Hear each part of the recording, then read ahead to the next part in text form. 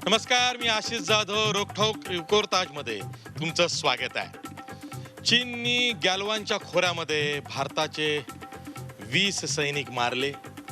आपले सैनिक जे तिथे शहीद झालेले आहेत त्यावरून देशभरात एक प्रकारचा चीन विरोधात रोष निर्माण झालेला आहे. केंद्र सरकारनं नेमकी कोणती भूमिका घ्यावी, त्याचबरोबर सीमा प्रश्न आणि चीन बरोबरचा व्यापार हा एकत्र कसा नांदू शकतो असा प्रश्न नागरिक सरकारला विचारतायत.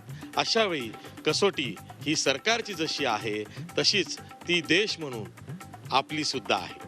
अशा वेळी चीननी जो वाद उकरून काढलेला आहे, ज्या पद्धतीनं कावा करत गॅलवान खोऱ्यामध्ये सैनिकी कारवाई केलेली आहे, एकतर्फी कारवाई केलेली आहे, भारताचा विश्वासघात केलेला आहे, त्याबद्दल नागरिकांमध्ये चीड आहे. आणि म्हणूनच मग एकूणच वेगवेगळ्या स्तरातल्या लोकांना नेमकं काय वाटतंय. भारत म्हणून यावेळी एक संध आपल्याला राहायचं असेल तर आपला संयम आपण किती राखला पाहिजे यावरती चर्चा होणं गरजेचं आहे. म्हणूनच आज आम्ही चीनचं करायचं काय या शीर्षकाखाली रोखोक रिपोर्टाज हे चर्चासत्र घडवून आणतो आहोत.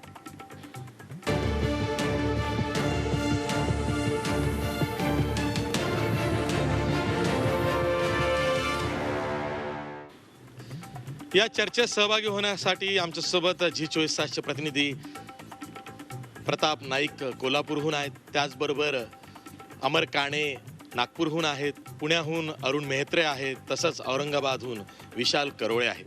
मी सुरुवातीला नागपूरला जातोय अमर काणे यांच्याकडे. अमर, वेगवेगळ्या राजकीय पक्षांच्या प्रतिनिधींशी बोलणार आहे, त्यांच्याकडनं हे जाणून घेणार आहे की हा जर का राजकीय पेच प्रसंग असेल तर त्यातनं मार्ग कसा काढायचा आहे. अमर,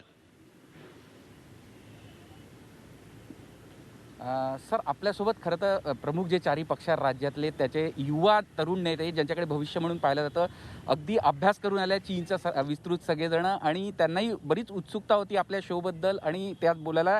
आपल्यासोबत भाजपच्या शिवानी दाणी आहे. या चीनचं करायचं काय, कारण की असे हल्ले होत आहे प्रत्येक वेळेस, पाठीत खंजीर खुपसला तो देशाचा, काय प्रतिक्रिया? हे अतिशय भ्याड कृत्य आहे जे चीननी केलं आणि ज्याचा राग प्रत्येक भारतीयाच्या मनामध्ये आहे. आणि आज सैन्य तर 100% त्यांच्या उत्तराला प्रत्युत्तर देण्यासाठी सक्षम आहेच, पण आपण जे सामान्य लोक आहोत, 130 कोटीचा भारत आहोत, आपण त्यांना पॉलिटिकली आपण त्याला इकॉनॉमिकली तोडलं पाहिजे. आणि ते इकॉनॉमिकली कसं तोडू शकतो, तर चिनी वस्तूंचा जर का आपण बहिष्कार घातला, चिनी वस्तू आपण कमी केला, तर कुठेतरी त्यांचा आर्थिकरित्या कंबरडं मोडेल आणि जेणेकरून आपण भारतीय सैन्याला कुठेतरी मदत करू शकू. आपण शिवानीची प्रतिक्रिया पाहिली. भाजपाची काँग्रेसचे युवा नेता ईशान वासू सुद्धा आपल्यासोबत आहे. ईशान, बहिष्काराची भाषा भाजपाकडनं बोलण्यात येत आहे, तुझी काय प्रतिक्रिया? काय तू काँग्रेस पक्षाने जसे राहुल गांधी काल बोलले त्यानंतर तुझी काय प्रतिक्रिया? माझं असं म्हणणं आहे, जर भारत सरकारला जर चीनच्या मालावर बहिष्कार करायचा आहे तर त्यांना चीन आयातवर पहिले बंदी घालावं लागेल. आणि दुसरी गोष्ट, 1975 पासून जर आपण बघू तर चीननी एकदा गोळी भारतावर चालवली नाही, पण काल 2020 मध्ये जे आपले 20 जवान शहीद झाले, कुठे ना कुठे असं दिसतंय की जे मुख्यमंत्री होते मोदीजी, जे 5 वेळा गुजरातचे मुख्यमंत्री असल्याने 5 वेळा चीनला भेटीला गेले आणि 4 वेळा भारतचे पंतप्रधान म्हणून 4 वेळा चीनची भेट घेतली, एक टोटल किमान 9 वेळा ते चीनला गेले, तरी गलवान जो खोऱ्याचा मुद्दा हा काही सॉल्व्ह होत नाही किंवा ॲड्रेस होत नाही. तर हा डिप्लोमसी फेल्युअर आहे भाजप आणि मोदींचा चीन डिप्लोमसीवर. इथेही आपण तरुण वर्गाचं प्रतिक्रिया पाहिली. कुठेतरी मोदींचं अपयश असल्याचं थेट काँग्रेसचे युवा नेते बघताय. आपल्यासोबत शिवसेनेचं सुद्धा सामनातून आज चिमटे काढण्यात आलेले आहे, थेट भाष्य सुद्धा करण्यात आलं मोदींच्या याच्यावर. तिवारी जी आहे आपल्यासोबत. गलवान घाटी का जो कृत्य हुआ है, चीन की ये शर्मनाक हरकत पर देश के राष्ट्रवाद पर हमेशा अपनी ठाम भूमिका निभाने वाली शिवसेना आज भी क्रिटिसाइज़ करती है इसमें चाइना को, कि जिस प्रकार का कृत्य, शर्मनाक कृत्य किया है, शिवसेना हमेशा अपनी आर्मी के साथ है. और इसमें एक बहुत महत्वपूर्ण बात है कि आदरणीय प्रधानमंत्री जी को, आदरणीय संजय राउत साहब ने, आदरणीय पक्ष प्रमुख श्री मुख्यमंत्री उद्धव साहब ने भी बोला है कि एक बार अपनी वो भूमिका जो आपने 370 में दिखाई थी, वो भूमिका जो हमेशा आप पाक बॉर्डर पे दिखाते हैं, एक बार आपकी वो भूमिका देखना चाहिए। जैसा कि भारतीय जनता पार्टी के यहाँ पे हमारी मित्र कह रही हैं कि जो $5 बिलियन की इकोनॉमी जो चलती है इनकी चाइना की भारत के माध्यम से, तो सरकार, केंद्र सरकार ऐसे कठोर कदम क्यों नहीं उठाती कि हम चाइना को अपाहिज करें। और चाइना को अपाहिज करने के लिए भारतीय सरकार ने सर्वप्रथम ये कदम उठाना चाहिए, क्योंकि सैनिकों के सम्मान से ज़्यादा इस देश में किसी का सम्मान नहीं है। 130 करोड़ की आबादी इस देश की अपने सैनिकों के साथ है। केंद्र सरकार से यही है शिवसेना की मांग, और शिवसेना अपने सैनिकों शिवसेनेची आपण भूमिका पाहिली, राष्ट्रवादीचे शैलेंद्र तिवारी सुद्धा आपल्यासोबत आहे, युवा नेता आहे नागपूरचे. काय प्रतिक्रिया? ही चायना बदलत नाहीये, वारंवार पाठीत खंजीर उपसतोय. ज्या पद्धतीने गलवान घाटीमध्ये कृत्य झाला त्याची आम्ही राष्ट्रवादी काँग्रेसकडनं निंदा करतो. गलवान घाटीच्या जे नदीचं क्षेत्र आहे ते खूप महत्त्वपूर्ण आहे. 1962च्या युद्धामध्ये तो खूप महत्त्वपूर्ण ठरलेला आहे, त्याची खूप महत्त्वपूर्ण भूमिका होती. आणि त्याच्यानंतर तिकडनंच पाकिस्तान बॉर्डर लागलेली आहे, चीनच्या सिजियांगच्या तिकडे बॉर्डर लागलेली आहे, लद्दाखच्या आपला भारतीय सीमा लागलेली आहे. तशी आमची सर्वांकडून राष्ट्रवादी काँग्रेसकडनं विनंती आहे की ज्या पद्धतीने प्रधानमंत्री नेहमी वारंवार भाषणामध्ये सांगतात की 56 इंच का सीना, 56 इंच का सीना, आता आम्हाला बघायचं आहे की त्यांच्या 56 इंचचा सीना आहे की 102 इंचचा सीना आहे. सगळं भारतवासियांची एकच विनंती आहे, ज्या पद्धतीने आपण पाकिस्तानला उत्तर दिला होता त्याच पद्धतीने आपण चीनला उत्तर दिलं पाहिजे. आणि टोटली जे प्रकारच्या चीनीच्या जे प्रकारचं सामान आहे सगळं भारतामध्ये बॅन केलं पाहिजे. धन्यवाद. तर आपण राजकीय पक्षांच्या सगळ्या भूमिका बघितल्या. चारही राजकीय पक्षांचे जे युवा नेते आहेत त्यांनी आपल्या भूमिका मांडल्या. एकूण गलवान चा जो परिसर आहे, DBO, आणि तिथपर्यंत भारतीय सैन्याने जो रस्ता बनवत आहे आणि त्यानंतर त्याच्यावर आक्षेप घेत चीनला जे झोमला आहे त्याच्यातून तो हल्ला झाला आहे. पण राजकीय पक्षांनी आपली ते भूमिका मांडलेली आहे. 2008 पासून खरं तर कालपासून रिपोर्टिंग करताना वारंवार अनेक सैनिकी अधिकाऱ्यांसोबत बोलत होतो, तेव्हा त्यांनी सांगितलं की 2008 मध्ये तिथे जे 3 विमानतळ साकारले आणि त्यानंतर जे टप्प्याटप्प्याने रस्त्याचं काम सुरू झालं आणि हा रस्ता बनवत असताना DBO म्हणजे दौलत बेग ओल्डीपर्यंत जो रस्ता बनवतात त्याला जेव्हा उपमार्गाचा रस्ता सुरू झाला त्यानंतर ते 3ला झोमलं आणि त्यानंतर त्यांनी तो हल्ला केला. पण आता भारतात या विषयावरून मतमतांतर येत आहे. काँग्रेसने सुद्धा आपली भूमिका मांडली आहे, भाजपाने सुद्धा भूमिका मांडली आहे.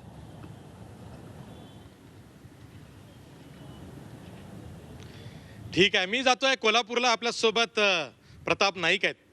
प्रताप, ज्या पद्धतीनं 20 जवान आपले शहीद झालेले आहेत, एक तीव्र भावना ही भारतीयांमध्ये आहे की विश्वासघात करून या 20 जवानांना गाठलं गेलं, त्यांना ठार केलं गेलं. आपले जवान जे शहीद झालेले आहेत, साहजिकच आपल्या ते खूप जिव्हारी लागलेलं आहे.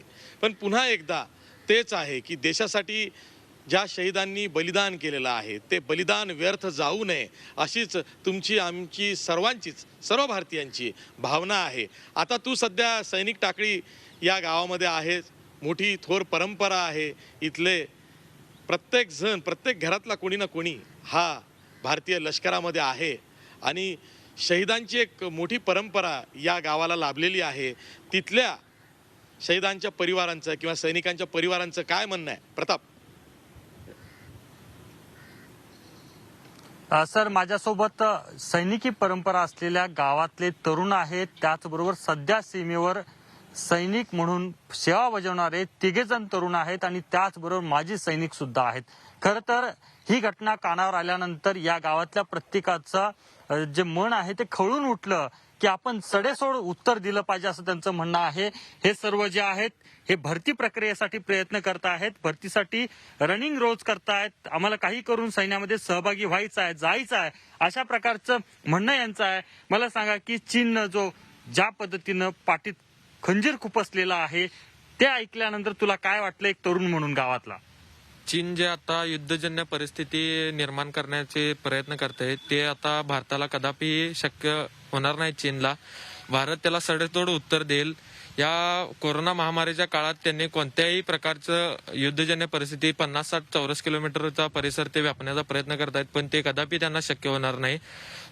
भारत स्वतः सक्षम आहे, पण भारताला इतर सुद्धा जगातल्या इतर देशांची सुद्धा साथ मिळणार आहे, कारण कोरोनासारखा भयंकर विषाणू त्यांनी जगभर पसरवलेला आहे. त्यामुळे भारताला अमेरिका, रशिया यांसारख्या बलाढ्य राष्ट्रांची सुद्धा साथ मिळणार आहे. त्यामुळे चीनला भारत सडेतोड उत्तर देईल. भारत उरून पुरेल असं म्हणायचं आहे. मला सांग की काय भावना होती त्यावेळेला ज्या वेळेला ही घटना तुझ्या कानावर आली? मी सर्व तेव्हा माझी एवढी भावना होती की मी आत्ता जाऊन आर्मीमध्ये भरती व भारतात सीमेवर जाऊन माझ्या देशाचं संरक्षण करण्याची संधी मला मिळावी, हीच माझी भावना होती. तुला काय वाटतंय? ही जी भारतामध्ये जे कोरोनाचं जे संकट आलेलं आहे त्यामध्ये जे चीननं केलेलं आहे त्याचा मी पूर्णतः निषेध करतो. आणि आम्हाला तर सैनिक परंपरेचं गाव आहे, आम्हाला तर वारसाच लागलेला आहे सैनिकांचा. आणि आता सध्या देखील भरपूर असे जवान आहेत की जे आता सीमेवर जाण्यासाठी आम्ही तयार आहोत. आत्ता जरी बोलवलं तरी पण आम्ही सक्षम आहोत त्यासाठी. आणि त्यांची जरी सेना दुप्पट असली तिप्पट असली तरीही आम्ही त्यासाठी आम्ही खंबीर आहोत, सक्षम आहोत असं म्हणायचं आहे. या चीनचं करायचं काय असं वाटतंय तुला? सर कसं आहे, आता या सध्यामध्ये चीनने जे युद्ध चालू केलेलं आहे, आपले जवान तर सीमेवर आपला बुलेट वॉर चालूच आहे, परंतु ऍज अ भारतीय जबाबदार नागरिक म्हणून आम्ही वॉलेट युद्ध पण करू शकतो. जसे की आपण चायनीज ऍप डिलीट मारू शकतो, चायनीज कंपनीच्या मालावर सगळा बहिष्कार टाकू शकतो, त्यांच्या व्यापारावर बहिष्कार टाकू शकतो. चीनच्या वस्तूवर बहिष्कार टाकायला पाहिजे असं म्हणते. सर, माझ्यासोबत सध्या भारतीय सैन्याच्या शेवट असणारे हे तरुण जवान आहेत, त्यांच्या प्रतिक्रिया मी जाणून घेतो. मला सांग, ही ज्या वेळेला गोष्ट तुझ्या कानावर आली, तू सैनिक आहेस, तू सुद्धा सीमेवर तैनात असतो, सुट्टीवर आलेला आहेस, काय भावना तुझी झालेली आहे? प्रथमतः जे 20 चायनाच्या हल्ल्यामध्ये जे भारतीय जवान शहीद झाले त्यांना मी आदरांजली वाहत आहे. आणि त्या चायनाला हेच मी सांगू इच्छितो की सध्या जे ती युद्धजन्य परिस्थिती उभा करतायत त्याला भारत हा पूर्ण उरेल. आणि जे आमचे सैनिक टाकळे गाव आहे, हे 18 जवान यात शहीद आहेत. आमची परंपराच आहे देश सेवेची, त्यांना आम्ही कायम राखत. कधी आम्ही आता जरी बोलवलं तरी आम्ही जायच्या तयारी आहे. आणि चायनाने गाफील राहू नये. आणि चायनानेच गाफील राहू नये असं म्हणणं आहे. तुला काय वाटतंय? तू सुट्टीवर आलेला आहेस, तुला सुद्धा कधी फोन येऊ शकतो असं तू म्हटलास मग. फोन आलेला, मी जायला तयारच आहे. मला माहित पहिल्याच सुट्टीवर येतानाच सांगितलेलं की कधी फोन करेल तेव्हा यायचं, त्यामुळे आम्ही तयारच आहे. फक्त बोलायची चान्स मिळाला पाहिजे. अशा प्रकारे पाठीत सुरा खूप असल्यानंतर एक जवान म्हणून तुझी काय भावना होती? सर्वात पहिला जे 20 जवान शहीद झालेत त्यांना सैनिक टाकळी गावाकडून भावपूर्ण श्रद्धांजली. आणि मी पण जम्मूमध्ये कार्यरत आहे आणि माझा भाऊ पण आता सध्या लिहिला आहे. माझे एवढंच म्हणणे आहे, जे युद्धाचे वातावरण जे तयार केलेले आहे चीननं, माझी पण मनातून तळमळ होत आहे की मला कधी रिकॉल येईल आणि मी जाऊन तिथं फायर का जवाब फायर से देईन. फायर का जवाब फायर से दिलं पाहिजे असं म्हणणं आहे. सर, मला सांगा की तुम्ही माजी सैनिक राहिलेला आहात, चीनच्या ह्या कुरघोड्या पाहिल्यानंतर तुमची काय प्रतिक्रिया आहे? मी ऑनरेबल लेफ्टनंट BS पाटील. सर्वात प्रथम मी जे 20 जवान आमचे शहीद झाले त्यांना श्रद्धांजली वाहतो. कारण का ह्या माझ्या गावानं सुद्धा 18 जवान ह्या देशासाठी बलिदान दिलेले आहेत. 1962 मध्ये जे चिन्ह आमच्या पाठीत खुपसला त्याला कारण हिंदी चीनी भाई भाई या नाऱ्यामुळे आम्ही गाफील राहिलो. आमची भारताची संस्कृती ही आम्हाला शिकवते की भाऊ म्हणल्यानंतर अर्धी भाकरी असली तर चतकोर भाकरी आम्ही भावाला देतो. म्हणून आम्ही 62 मध्ये मार खाला. परंतु त्यावेळची परिस्थिती आणि आजची परिस्थिती, भारत आर्थिकदृष्ट्या सक्षम आहे, सर्व बाबतीत भारत सक्षम आहे आणि पुरा जगाचा लीडर होण्यासाठी भारत तयार आहे. आणि आमची फौज जी आहे ह्यांना कालच मी टीव्हीवरती बघितलेलं आहे की आमच्या एका जवानानं 3 जवानांना तिथं मारलं. एवढं मोठं धाडस आमच्यात आहे. मला एकच लोकांना कळकळीची विनंती आहे, माझं गाव खळून उठलेलं आहे. तुम्ही आता या सगळ्या प्रतिक्रिया ऐकल्या, तुम्ही लहानापासून मोठ्यापर्यंत माझा गाव चिडलेला आहे. कारण का एक शहीद झालेल्या सैनिकाच्या व्यथा आम्ही ओळखतो. आमचं पोटात कालवाल आलंय की आमची मुलं तयार आहेत, म्हणतात की आम्हाला रिकॉल लेटर मिळावं, आम्ही आज जायला तयार आहे. ही भावना ह्या गावामध्ये आहे. मला चीनला एवढंच सांगायचं आहे, चीन आम्हाला गाफील समजत असेल, कमजोर समजत असेल, परंतु आज जगाची मानसिकता बदललेली आहे. आणि कोविड सारख्या या महामारीच्या वेळेला त्यानं जो अटॅक केलेला आहे हा चुकीचा आहे. पुरा जगाला माहिती आहे. या जगातले मोठमोठे देश सुद्धा आम्हाला पाठिंबा देतील. आणि आम्ही चीनी लोकांना सांगतो, जर युद्ध झालंच तर 4 दिवसाच्या आतमध्ये चीनचा सुपडा साफ केल्याशिवाय भारत राहणार नाही. भारत माता की. खरं तर रक्त खवळून उठलेलं आहे, कारण प्रत्येकाला प्रतिक्रिया द्यायच्या आहेत. या प्रतिक्रिया पाहिल्यानंतर कशा पद्धतीनं हे सर्व जे जवान आहेत, जे सुट्टीवर आलेले ते सुद्धा तयार आहेत. त्याचबरोबर सैन्यामध्ये भरती होण्यासाठी जे आतुर झालेले तरुण आहेत त्यांचं सुद्धा रक्त खवळून उठलेलं आहे. आणखी काही माझ्यासोबत माजी सैनिक आहेत, त्यांच्यासोबत मी बोलतो. मला सांगा की काय भावना झाली तुमची हे सगळं ऐकल्यानंतर? पहिला तर मला असं वाटतं की चीन मांजरा तोंडाची चैनी आहेत ही घुसखोर लढायची आहे ती. पहिला 62मध्ये जे आमचे सैनिक होते त्यांनी जायला 8 तास लागत होते. मोदी सरकारने असे रोड बनवले तिथं 35 मिनिटाला जाऊ शकतो. आता माझा भारतीय सैनिक तिथं 35 मिनिटात जाऊन 8 जणांनी ते मारू शकते, कारण 8 किलोमीटरचं अंतर कमी झालं. असा आमचा भारत आहे आणि तिने इथनं पुढे जी कुरापत सुरू केली ही करू नये आणि थांबावं असं कुठं माझं मत आहे. माझ्यासोबत युद्ध कैदी सुद्धा आहेत. हे चीन युद्ध कैदी म्हणून त्यांना बंदिस्त केलेलं होतं, ते सुटका करून नंतर बाहेर आलेले आहेत. मला सांगा, चीनचा हा जो संघर्ष आहे तो गेल्या अनेक वर्षापासूनचा आपला आहे. कशा प्रकारची वागणूक चीन देतं आणि काय नेमकी स्थिती असते तिथं? हा, नेमकं चीन तुम्हाला युद्ध कैदी केलेलं होतं, कशा प्रकारे जाणीवपूर्वक त्रास देण्याचा प्रयत्न केला होता? हा, ते खायला अन्न देत नव्हतं. 4 महिने त्यांनी अन्न आम्हाला दिलंच नाही. 7चं पेट देत होतं आणि 4 महिन्यानंतर ज्याला आमच्याकडं नावं गेली हित काय द्यायचं म्हणून मग आम्हाला राशन द्यायला चालू केलं. आणि त्यांची वागणूक काय, कुठं नुसतं एका दलाला माझ्या घरात कोंडून ठेवलं तर काय त्याचे हात. कशा प्रकारे तोंड दिलं पाहिजे असं वाटतंय? आता जे आहे की नाही, त्यांनी 62ची लढाई समजू नये. आता 4 गाफील राहिलं, तिने काय केलं ते सगळ्यांनी आता माहिती आहे. आता जर झालं की नाही चिरडून टाकण्याशिवाय सोडणार नाही कोणी बी असून ते. खर तर या भावना बरंच काही सांगून जातात की कशा प्रकारच्या प्रतिक्रिया ज्या आहेत त्या भारतीयांच्या आहेत. तुम्ही जर आमच्यावर वार कराल, तुम्ही जर छुप्या पद्धतीनं वार कराल तर आम्ही तो सहन करणार नाही, अशा प्रकारच्या प्रतिक्रिया त्या व्यक्त केलेल्या आहेत. आणखी काही तरुण आहेत, आपण त्यांच्याशी पण बोलूयात. मला सांग की अशा पद्धतीनं जर पाठीत वार होत असेल कशा प्रकारे उत्तर दिलं पाहिजे? तू सुद्धा सैन्यात भरती होण्यासाठी प्रयत्न करतोय. मी सुद्धा सैन्यात भरती होण्यासाठी प्रयत्न करतोय. माझी इच्छा आहे की सरकारने लवकरात लवकर मला भरती करून घ्यावे आणि मी त्यासनी सडेतोड उत्तर देईन. तू थोडक्यात आतुर झालेला आहेस की मला पण यांच्यासोबत 2 हात करायचे आहेत. काय तुझी भावना आहे? तू रोज सराव करत असतोस. चीनने सगळ्यात आधी हे लक्षात घेतलं पाहिजे की आता जे भारत आहे ते जे 1965ला जे भारत होतं ते आता राहिलं नाही. कारण की भारताकडे आता 4 देशाचा सपोर्ट आहे भारताला, आणि भारतानं जर युद्ध करायचं जर ठरवलं तर 2 दिवसात चीनचा सुपडा साफ करून ठेवेल असं माझे. खरं तर आपण पाहिलं की सैन्यामध्ये भरती होण्यासाठी आतुर असलेले तरुण, त्याचबरोबर सैन्यामध्ये सेवेत असणारे हे सुट्टीवर आलेले तरुण आणि त्याचबरोबर माजी सैनिक, या सर्वांचं रक्त खवळून उठलेलं आहे. सैनिकी परंपरेच्या गावातल्या लोकांच्या या भावना आहेत, तशाच पद्धतीच्या भावना सर्व भारतीयांच्या आहेत. त्यामुळे चीननं भारताला कमजोर समजू नये आणि त्याचबरोबर आमची सैनिकांची संख्या इतकी आहे तितकी आहे असे सांगण्यापेक्षा आम्ही 10 जणांना भारी पडू, अशा प्रतिक्रिया या लोकांच्या आपल्याला ऐकायला मिळतात. अगदी बरोबर आहे अमर. मी औरंगाबादला जातोय. विशाल करोळे आमचे प्रतिनिधी तिथे आहेत. त्यांच्यासोबत वेगवेगळे शिकणारे किंवा स्पर्धा परीक्षांना बसणारे तरुण आहेत जे भारतासाठी काही करू पाहत आहेत. उद्याचे नागरिक आहेत ज्यांच्याकडनं देशाला आशा आहे. विशाल, तुझ्यासोबत जी मंडळी आहे, एकूणच समाजामध्ये चीनच्या विरोधात चीड आणणारं वातावरण आहे की ज्या पद्धतीनं गॅलवान खोऱ्यामध्ये चीननी कावा केला, विश्वासघात केला आणि आपले 20 जवान शहीद झालेले आहेत. त्यामुळे चीनबरोबर सर्व प्रकारचं धोरण कशा पद्धतीनं असलं पाहिजे याची चर्चा ही समाजामध्ये चाललेली आहे. एकीकडं सीमा प्रश्न किंवा सीमावाद आणि दुसरीकडं चीनबरोबरचा व्यापार एकत्र नांदू शकत नाही. यामध्ये एक समतोल साधला गेला पाहिजे, चीनला धडा शिकवला गेला पाहिजे असं अनेकांना वाटतंय. यांना काय वाटतंय विशाल? अगदी खरं आहे सर. झालेल्या घटनेनंतर चीनबद्दल सगळ्यांच्याच मनात राग आहे. प्रत्येक जणाचं रक्त खवळलेलं आहे. एक आवेशामध्ये सगळं बोलताय. मात्र चीनसोबत युद्ध करताना आवेशासोबत एक स्ट्रॅटेजिक लढाई सुद्धा आपल्याला लढावी लागणार आहे, हे सत्य आहे. आणि याबाबत अधिकारी निर्णय घेत असतात. माझ्यासोबत जे हे विद्यार्थी आहे हे सगळे युपीएससीचा अभ्यास करणारे आहे. कदाचित भविष्यातले हे अधिकारी आहे. असे सगळे निर्णय यांना घ्यावे लागू शकतात.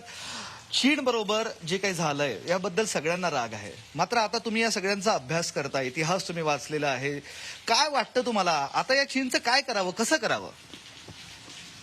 माझं मत असं आहे की सध्या इंडियानी बॅक नाही करायला पाहिजे. कारण की चायनाची जी स्ट्रॅटेजी आहे, जे धोरण आहे ते म्हणजे एक्सपान्शनिझमचं आहे. एक्सपान्शनिझम म्हणजे ते प्रत्येक बाजूनी स्वतःची जी क्षेत्र आहे ते वाढवायच्या प्रयत्नात आहेत. त्याच्यामुळे इंडियानी सध्या ते क्षेत्र थोडं पण वाढवू देणं हे गरजेचं नाहीये. आपण ज्या जागा आहेत आपल्या सध्या त्या तिथेच उभं करणं फार महत्त्वाचं आहे सध्या. दुसरी गोष्ट अशी आहे की आपण आर्थिक युद्धाकडे पण लक्ष तेवढंच द्यायला पाहिजे जेवढं आपण मिलिटरी युद्धाकडे देतोय. सध्या आर्थिकदृष्ट्या पाहायला गेलं तर चीन हा आपल्यापेक्षा 5 पटीने एक मोठी इकॉनॉमी आहे आणि आपण त्या दृष्टीने पण विचार करायला पाहिजे की आपण काय असं करू शकतो की आपले जे उद्योग आहेत हे चीन एवढे वाढतील आणि जगाच्या पूर्ण मार्केटमध्ये आपण कसं आपल्या उद्योगांना एक प्रोत्साहन देऊ शकू. आणि त्याच्यासाठी सरकार असो, आपण सिटिझन्स असो किंवा कुणी पण असो, त्यांनी आपण हाच विचार केला पाहिजे की हे कसं होणार आहे. आता मी एक औरंगाबाद शहराचा विद्यार्थी आहे. हे एक औद्योगिक शहर आहे. त्याच्यामुळे मला औद्योगिक दृष्ट्या पण या इश्यूला एका प्रकारे पाहावं वाटतं. आणि म्हणजे बेस तर आपण सांभाळायचं आहे, मात्र एक आर्थिक लढाई मोठी करायची आहे. ते स्ट्रॅटेजिक असं तुला वाटतं. काय सांगशील ताई, जे काही चीनला घडलंय ते सगळं तू पाहिलंय चीन आणि भारतीयांमध्ये, तुझं मत काय? आता कसं आपण टॅकल करावं सगळं? जर आपण थोडा इतिहास जर मागे जाऊन थोडासा इतिहास पाहिला तर मला असं वाटतं 1950 साली एक थोडक्यात की आपण 1950 साली आपण एक डिप्लोमॅटिक रिलेशन्स प्रस्थापित केले. त्यानंतर 1962 साली त्यांनी आपल्यावर युद्ध केलं जेव्हा आपली काहीही तयारी नव्हती आणि त्यामुळे आपण ते युद्ध हारलो. त्यानंतर 1996 साली जे अग्रीमेंट झालं त्या अग्रीमेंटच्या धोरणानुसार जी LAC म्हणजे लाईन ऍक्शन ऑफ कंट्रोल जी आहे तिथे आपण आपली कोणतीही हत्यारं नेऊ शकत नाही, राईट. बट तिथे काय झालं, आपले सैनिक गेले आणि त्यांना न कळत त्यांच्यावर हल्ला झाला आणि तसंही आपले 20 शहीद झाले, त्यांचे 43 झाले. आपल्याला याच्याशी घेणं देणं नाही की त्यांचे किती शहीद झाले, पण आपल्याला याच्याशी घेणं देणं आहे की आपला एक जवान सुद्धा आपल्यासाठी खूप मोलाचा आहे. तर मग जेव्हा आपण विचार करतो की चायनाला आता अद्दल कशी घडवायची, तेव्हा खूप सारे सोल्युशन्स पुढे येतात. काही जण म्हणतात की चायनाचे प्रॉडक्ट्सच बॅन करा, काही जण म्हणतात की नाही जे सरकारनेच हे प्रॉडक्ट्स बॅन करायला पाहिजे. सरकार हे प्रॉडक्ट्स बॅन करू शकत नाही कारण की WTO एक संघटना आहे ज्यामार्फत सांगितलं जातं की तुम्ही कोणत्याही देशाबद्दल ट्रेड हा तुम्ही संपवू शकत नाही कारण की त्याच्या काही प्रोटोकॉल्स आणि नियम असतात. सेकंड इश्यू असा झाला की ठीक आहे आपण कन्झ्युम आपल्या हातात आहे की आपण ते प्रॉडक्ट्स घ्यायचे नाही, ओके. बट भारतामध्ये आजच्या घडीला एवढे प्रॉडक्ट्स मॅन्युफॅक्चरिंग नाही होते की जेवढे आपण चायनामधनं इम्पोर्ट करतोय. आज आपण चायनामधनं $70 बिलियन हे आयात करतो आणि फक्त $21 बिलियन हे निर्यात करतो. तर हा जो ट्रेड डेफिसिट आहे ना तो खूप मोठा आहे. तर बॅन ऐवजी आपण रिप्लेसमेंट करू शकतो. लाईक आपण चीनकडून इम्पोर्ट करण्यापेक्षा आपण तायवान, साऊथ कोरिया, जपान यांच्याकडनं नक्कीच इम्पोर्ट करू शकतो आणि मग नंतर हळूहळू आपण आपल्या देशाला आत्मनिर्भर बनवू शकतो. आणि एकदा की भारत आत्मनिर्भर झाला की आपल्याला कोणत्याही देशाकडून मोठ्या प्रमाणात आयात करण्याची गरज पडणार नाही असं मला निश्चितच वाटतं. आणि या चीनला आपल्याला अद्दल घडवण्याची जी संधी आहे आपण ती सोडणार नाही. आणि जर युद्धाची वेळ आली तरी आपण मागे सरणार नाही कारण की एक रिपोर्ट सांगतो भारताची आर्मी आणि चायनाची आर्मी 14 लाख सैन्य आहे आपल्याकडे जे की सशक्त आहे, 10 लाख हे चीनकडे आहे ज्याच्यामधले 20% लोक हे शारीरिकदृष्ट्या सुदृढ नाहीये. आणि जर तसं पाहिलं गेलं तर त्यांच्याकडे 1979 सालीपासून 1 चाइल्ड पॉलिसी आहे. त्यानुसार असं सांगितलं जातं की तुम्ही फक्त एकाच मुलाला जन्म देऊ शकता. त्यामुळे मग सैन्यामध्ये सुद्धा त्यांच्या कमतरता आहे. तर मला असं वाटतं युद्धाची जरी वेळ आली तरी आपण कमी पडणार. आपण बघतोय की एक आर्थिक कोंडी कशी करायची आणि त्याचबरोबर एक स्ट्रॅटेजिक युद्ध कसं करायचं हे सुद्धा या विद्यार्थिनीने आपल्याला सांगितलं. आपल्यासोबत अजून काही विद्यार्थी आहे. काय करायचं चायनाचं, तुला काय वाटतं? सर मला असं वाटतं आपली जी पॉलिसी असली पाहिजे ती 3 फ्रंटवर चालली पाहिजे. पहिला फ्रंट म्हणजे बॉर्डर फ्रंट जो की अटमोस्ट महत्वाचा आहे आणि टीट फॉर टॅट त्यांनी घुसखोरी केली. भारत हा शांतप्रिय देश आहे, पण जर का त्यांनी घुसखोरी केली तर आपण आता मागे हटायचं नाही. आणि जी चूक आपण 1962ला केली ती आता आपण करायची नाही आणि आपण करतही नाही आहोत. ह्याचं उदाहरण म्हणजे आपण 2015 पासून जे इन्फ्रास्ट्रक्चर उभं केलंय बॉर्डरवर आणि हेच चीनला खुपसतंय. हा झाला पहिला फ्रंट, बॉर्डर फ्रंटवर मागे हटायचं नाही. दुसरा इकॉनॉमिक फ्रंट.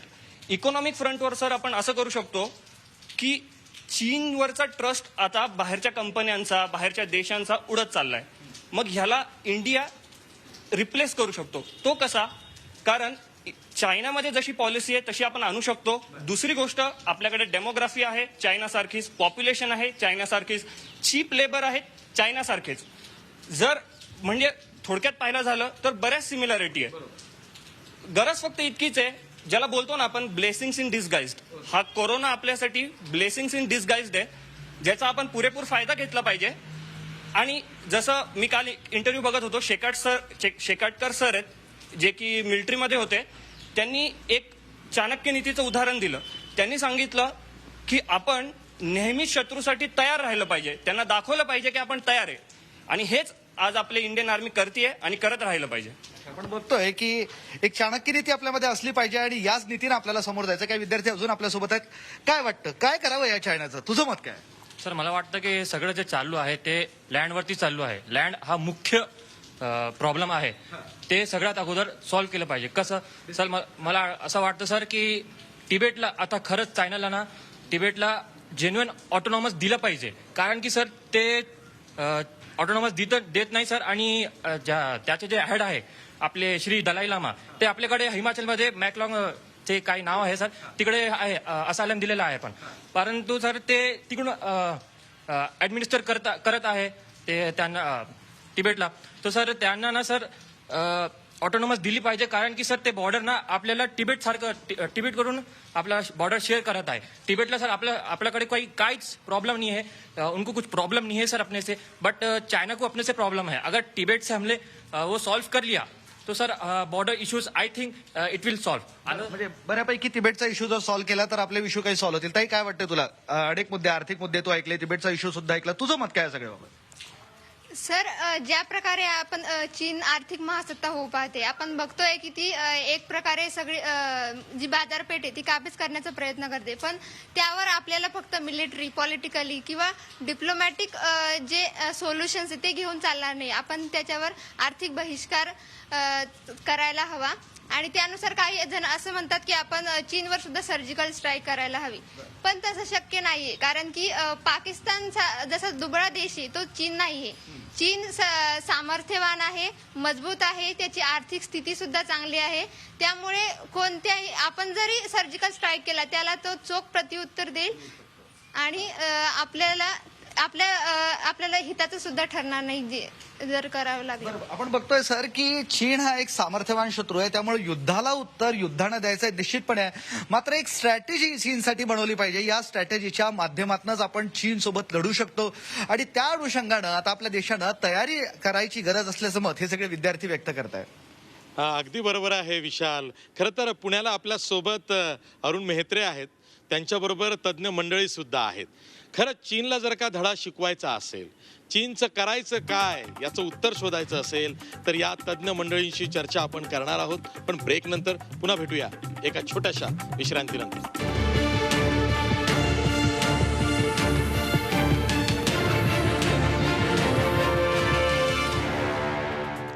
ब्रेक नंतर पुन्हा तुमचं स्वागत. मी थेट जातोय पुण्याला. आपल्यासोबत आमचे प्रतिनिधी अरुण मेहत्रे आहेत, त्यांच्यासोबत परिमल माया सुधाकर तसंच भाऊसाहेब आजबे ही तज्ज्ञ मंडळी सुद्धा आहे. अरुणराव, ज्या पद्धतीनं चीननं हा विश्वासघात केलेला आहे, एकाएकी भारतीयांना असं वाटायला लागलेलं आहे की पाकिस्तानपेक्षाही चीन आपला क्रमांक 1चा शत्रू आहे. इतर वेळी वर्षभर आपण भारत पाकिस्तान बोलत असतो, पण आता लक्षात आलेलं आहे की भारत चीन संघर्ष हा आपल्या मुळाशी येणारा आहे. चीनला उत्तर द्यायचं आहे, पण नेमकं कसं द्यायचं आहे याविषयी अनेक तर्कवितर्क आहे, चर्चा सुरू आहे. या तज्ज्ञ मंडळींना काय वाटतंय?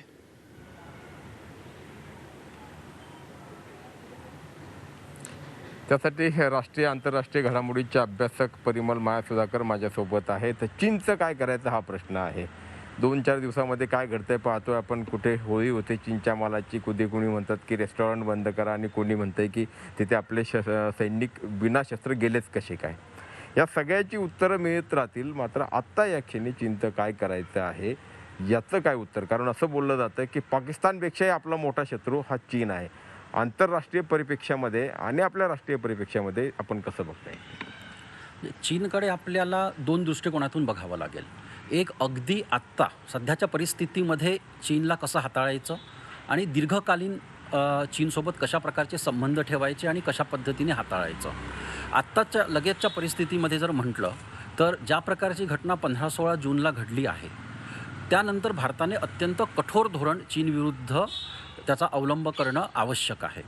भारताने 3 गोष्टी चीनपुढे ठेवल्या पाहिजेत आणि त्या चीनकडून वदवून घेतल्या पाहिजेत. पहिली की 1 एप्रिल 2020ला जी प्रत्यक्ष नियंत्रण रेषेवरची परिस्थिती होती ती तत्काळ कायम झाली पाहिजे. दुसरी बाब की 15 आणि 16 जूनला जे भारतीय सैनिक मारल्या गेलेत त्यांच्या हत्येसाठी जे चीनी लष्करी अधिकारी जबाबदार आहेत त्यांच्यावरती चीनी सरकारने कठोर कारवाई केली पाहिजे. कारण भारत आणि चीन यांच्या दरम्यान जेवढेही करार झाले आहेत त्या सर्व करारांचं उल्लंघन चीनने 15 आणि 16 जूनच्या रात्री केलेलं आहे. आणि तिसरी बाब की प्रत्यक्ष नियंत्रण रेषा चीनला कुठपर्यंत वाटते हे सुद्धा चीनने भारताला सांगितलं पाहिजे. ते भारताने मान्य करण्याची बाब नाही आहे, पण प्रत्यक्ष नियंत्रण रेषा नेमकी तुम्हाला कुठपर्यंत चीनचं काय मत आहे हे सुद्धा भारताने चीनला ठासून विचारलं पाहिजे. की ती अक्साई चीनपर्यंत आहे, ती गलवान खोऱ्यापर्यंत आहे, की ती आणखी कुठपर्यंत आहे. आणि या 3 बाबी जोपर्यंत भारत चीनकडून वदवून घेत नाही आणि त्यावरती कठोर अंमल होत नाही तोपर्यंत भारताला चीनप्रती कोणतीही नरमाई दाखवण्याचं कारण नाही.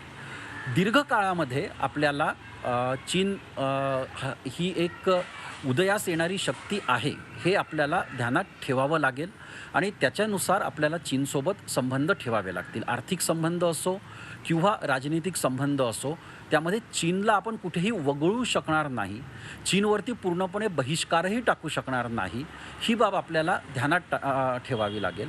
आणि चीनी वस्तूंवरच्या बहिष्काराचा जो मुद्दा आहे तर हा यामध्ये सरकारने धोरण स्पष्ट करणं आवश्यक आहे. हे लोकांनी यामध्ये पुढाकार घेऊन फारसं काही होणार नाही, कारण चीनी वस्तूंपेक्षा चीनी गुंतवणूक ही आज फार मोठी आहे. चीनी वस्तूंचा भारताला तेवढा धोका नाही किंवा तेवढं प्रमाण नाही जेवढं चीनी गुंतवणुकीचं होतं आहे आणि त्या चीनी गुंतवणुकीबद्दल कोणीच बोलायला तयार नाही. याबाबत सामान्य जनताही काही करू शकणार नाही. याबाबत सरकारलाच सांगावं लागेल की कोणत्या कोणत्या क्षेत्रामध्ये मागच्या 6 वर्षामध्ये मागच्या 10 वर्षामध्ये चीनी गुंतवणूक आलेली आहे, ती का आलेली आहे, ती कितपत आवश्यक आहे आणि आता त्याचं आपण काय करायला हवं याबाबत पहिली स्पष्टता ही सरकारनेच ठेवली पाहिजे. चीन बाबतीत बोलत असताना पाकिस्तानचाही विषय निघतो आणि पाकिस्तान संबंध आपले जर लक्षात घेतले तर अनेकदा म्हणजे वारंवार रक्तपात होतो हे आपल्याला माहिती आहे. मात्र असं असलं तरी कितीतरी दशकांमधून अशी घटना घडते आणि आपले सैनिक मारले जातात, तिथे सीमेवरती संघर्ष होतो. अशा वेळी चीन हा पाकिस्तानपेक्षाही मोठा शत्रू आहे का किंवा तो पाकिस्तानपेक्षाही अधिक घातक ठरू शकतो का असं आपल्याला म्हणजे आपण परत आपण त्याच प्रकार आपल्याकडे जी स्पष्टता नसते ती हीच असते की ज्यावेळेस भारत चीन सीमेवरती सैन्य मारलं जात नव्हतं तेव्हासुद्धा आपण चीनकडे कसं बघायचं आणि आता मारलं गेलं आहे तर चीनकडे कसं बघायचं या दोन्ही बाबतींमध्ये आपल्याकडे फारशी स्पष्टता नाही आहे. 45 वर्षांमध्ये भारत चीन सीमेवरती एकही गोळी झाडली गेली नाही. ही एक जमेची बाजू आहे, याची आपल्याला नोंद घेतली पाहिजे. दुसरीकडे आपण बघतो की रोज भारत पाकिस्तान नियंत्रण रेषेवरती गोळीबार चालतो, दोन्ही देशांची लोकं सैनिक मारल्या जातात.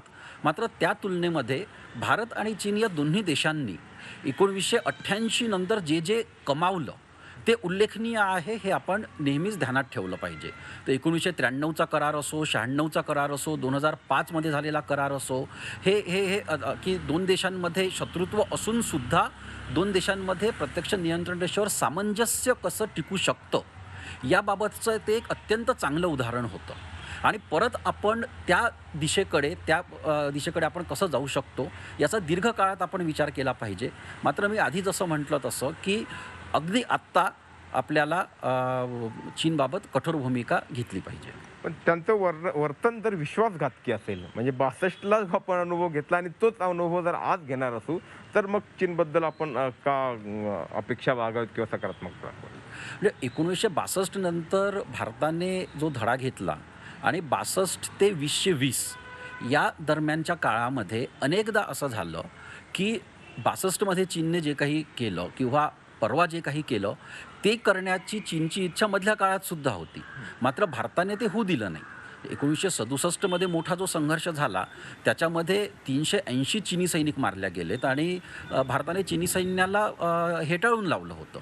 किंवा त्याच्यानंतरच्याही काळामध्ये जेव्हा चीनने प्रत्यक्ष नियंत्रण रेषेवरती अतिक्रमण करण्याचा प्रयत्न केला त्यावेळेस भारतीय सैन्याने त्यांना तिथेच थांबवलं आणि त्यानंतरच्या चर्चेनंतर चीनी सैन्याला तिथनं मागे सुद्धा जावं लागलं. 45 वर्षामध्ये हे भारताला मिळालेलं मोठं यश होतं की 45 वर्षामध्ये चीनी सैन्य पुढे येऊ शकलं नाही, गोळीबारही झाला नाही आणि दोन्ही भारताला त्याची किंमतही चुकवावी लागली नाही. नेमकं ते यावेळेस का झालं याचं सुद्धा आपल्याला उत्तर शोधणं आवश्यक आहे की इतके वर्षांनी हे आत्ता का झालं आणि आत्ता नेमकी आपण काय चूक केली याचं उत्तर सुद्धा आपल्याला शोधणं आवश्यक आहे. आणि अर्थात त्याची प्रक्रिया सुरू झालेली आहे. म्हणजे आजच तिकडे बैठक होते, आपले सगळे म्हणजे सत्ताधारी विरोधक असे मिळून जवळजवळ 17 पक्ष एकत्र आलेत आणि ते या विषयावरती तोडगा काढण्यासाठी प्रयत्न करतात, विचारविनिमय करतायत. राजकीय सामाजिक विषयाचे अभ्यासक आणि भाष्यकार भाऊसाहेब आजबे, आपण याकडे कसं बघता आहात की आता सगळे एकवटले आहेत? ठीक आहे, काही प्रश्न उपस्थित होत आहेत, मात्र चीनच्या विरोधामध्ये आपल्या देशातील राजकीय पक्ष एकवटले आहेत. नाही, मुळात आता हे जे एकवटण्याचं म्हणजे आज जी बैठक बोलावलेली आहे हे आपण लक्षात घ्यायला हवं की गेली 7-8 आठवडे या प्रकारच्या ज्या गोष्टी आहेत त्या चालू आहेत. आणि अगदी पहिल्या दिवसापासून राष्ट्रीय पक्षाचे नेते म्हणून राहुल गांधी हे अगदी पहिल्या दिवसापासून या गोष्टी निदर्शनास आणत होते.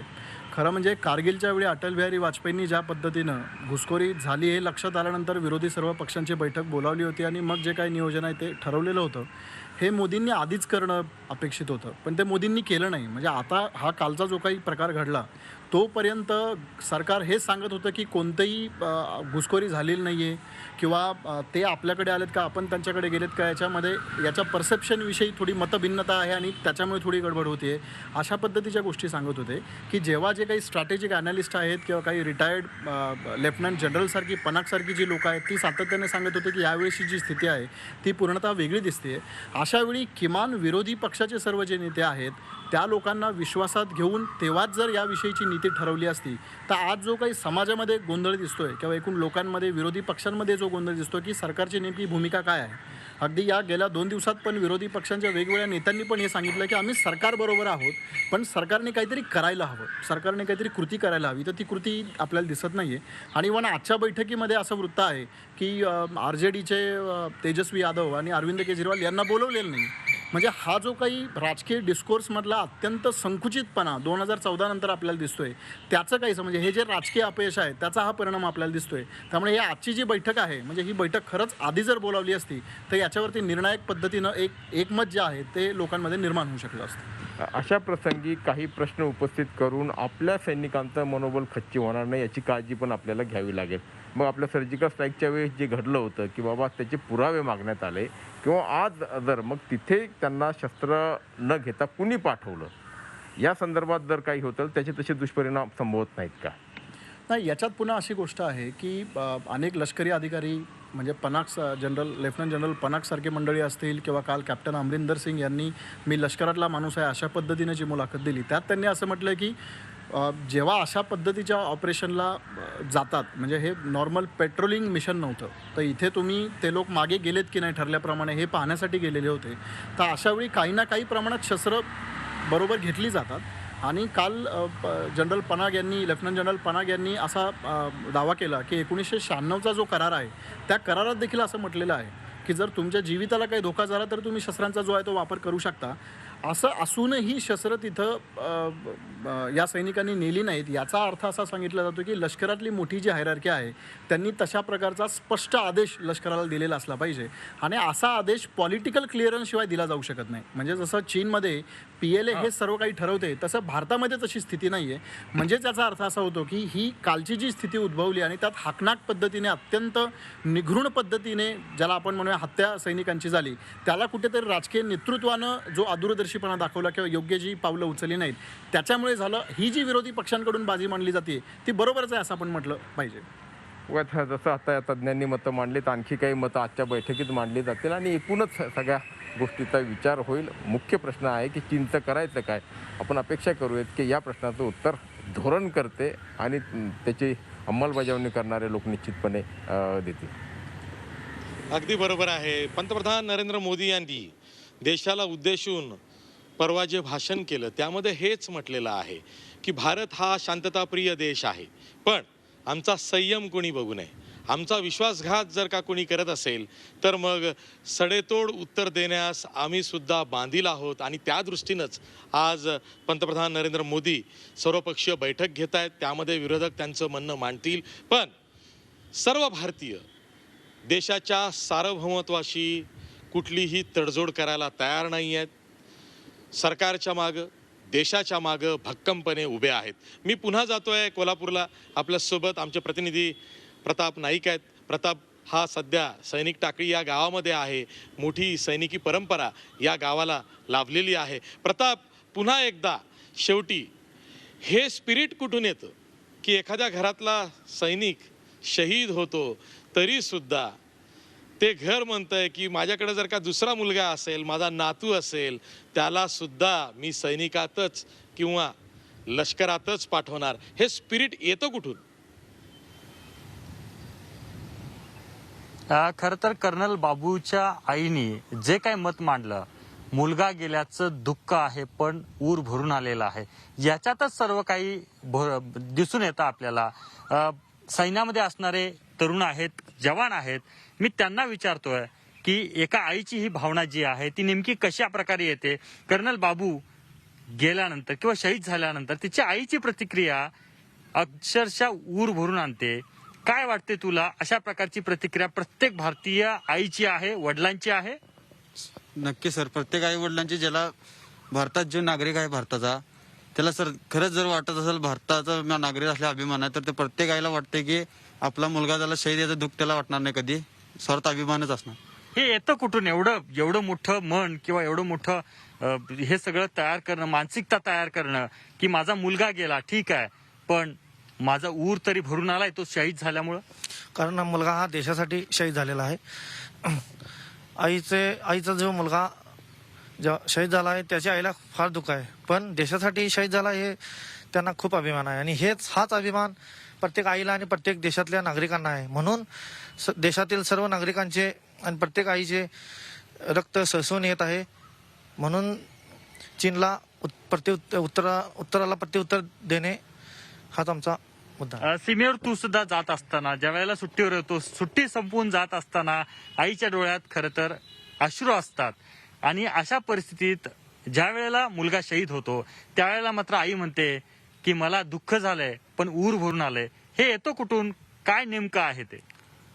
खरं म्हणजे जे आपले आई वडील असतात त्यांना एक मुलगा गमावल्यानंतर दुःख होणार, परंतु भारत देशासाठी गमावल्यानंतर त्यांना त्याचा सार्थ अभिमान असतो. आणि हा अभिमान प्रत्येक भारतीयामध्ये आजकाल आहे. आणि ह्याच अभिमानापोटी आपण भारत देश हा चायनाला कधी ते गाफिलता जे करत आहेत त्याला कधी पूर्ण म्हणजे उरण्यासारखं आहे आणि त्यांनी कधी गाफील राहू नये. खरं तर अशा आया आपल्याकडे आहेत म्हणून चायनाला किती सक्षम असलो, किती आपल्याकडे शस्त्र आहेत असं सांगितलं तरी सुद्धा आपण तोंड देऊ शकतो असं त्या जवानांना वाटतंय. मला सांगा की कर्नल बाबूच्या आईची प्रतिक्रिया तुम्ही ऐकलीत, ती प्रतिक्रिया अनेक आईनी, अनेक पत्नींनी यापूर्वी व्यक्त केलेली आहेत. कुठून येतं सगळं असं वाटतं तुम्हाला?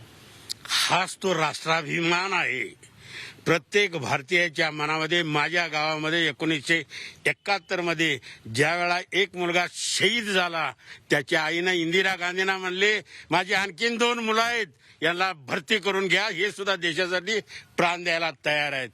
हेच भारतीयांचं खरं बलस्थान आहे. मागं कोणतर म्हणलं, एकानं पोस्ट केली की जवान बुलेटनं फायर करायला तर आपण वॅलेटनं फायर करू. मी मान्य करतो आम्ही पुरा चायनाचा बहिष्कार करू शकत नाही, परंतु जे काय आम्ही रेड्युस करून त्याला आर्थिक त्याला कमजोर केल्यानंतर, कारण तोच पैसा आमच्या सैन्यांच्या, आमच्या मुलांच्या विरोधात वापरला जायला आलाय. तर माझे हात जोडून माझ्या भारतीयांना विनंती आहे, तो सायकोलॉजिकल वॉरफेअर खेळून आम्हाला कुंकवत, आमच्या सैन्याला कुंकवत करण्याचा प्रयत्न करायला आलाय. परंतु हे जे बाबूच्या आईनं जे बोललेलं वाक आहे हे पुरा भारतीयांना अभिमानानं एक सुरानं 130 कोटी भारतीयांनी हुंकार भरला तर चीन इथं नकाशावर दिसणार नाही, हे विश्वास एक सैनिक म्हणून मी सांगतो. खरं तर कर्नल बाबूच्या आईनं जी प्रतिक्रिया दिली ती प्रतिक्रिया आपण पाहतोय वारंवार भारत देशामध्ये आपल्याला दिसून येते. स्वाती महाडिक हे त्याचं उत्तर आहे, माझे पती गेले पण मी सुद्धा सैन्यामध्ये जाणार आहे. कराडची जी पत्नी आहे तिनं सुद्धा सांगितलं की माझे पती गेले तरी सुद्धा माझ्या मुलाला मी सैन्यामध्ये पाठवणार आहे. अशा प्रकारच्या प्रतिक्रिया येतात. म्हणून तरी भारतीय सैन्य जो आहे तो सीमेवर डोळ्यात तेल घालून भारत मातेचं रक्षण करतो आणि त्याच्यामुळेच अशा प्रकारच्या भावना त्यांच्या मनामध्ये येतात. सर अगदी बरोबर आहे. जेव्हा जेव्हा हिमालयाला मदतीची गरज लागली तेव्हा तेव्हा सह्याद्री धावून गेलेला आहे. हे इतिहासात आपण बघितलेलं आहे. महाराष्ट्राला सुद्धा थोर सैनिकी परंपरा आहे. विशेषतः पश्चिम महाराष्ट्रातली अनेक गावं आहेत की जिथनं मोठ्या प्रमाणात तरुण हे लष्करामध्ये सामील होत असतात. तो जज्बा घेऊन ते वागत असतात. म्हणूनच आत्ता आपण त्याचं एकूणच प्रत्यंतर बघितलेलं आहे. सर्वांच्या बोलण्यात ती प्रचिती येते आहे की जर का सीमेवरती आमची सुद्धा गरज असेल तर आम्ही सुद्धा जाऊ. जसं पंतप्रधान नरेंद्र मोदी म्हणाले की कुठल्याही परिस्थितीमध्ये देशाच्या सार्वभौमत्वाला जर का कुणी आव्हान देत असेल तर त्याच्याशी तडजोड केली जाणार नाही. तीच भूमिका आज सर्वपक्षीय बैठकीमध्ये मांडली जाईल. त्यावरच शिक्कामोर्तब होईल आणि चीनला नेमका धडा कसा शिकवायचा यावरती विचार विनिमय होईल. मी सर्व माझ्या प्रतिनिधींशी जी चर्चा केलेली आहे त्या प्रतिनिधींचे आभार मानतो. त्यांच्याबरोबर जी मंडळी बोलायला होती त्यांचे सुद्धा आभार मानतो. इथेच थांबतो. पाहत राहा झी 24 तास. रहा एक पाऊल पुढे.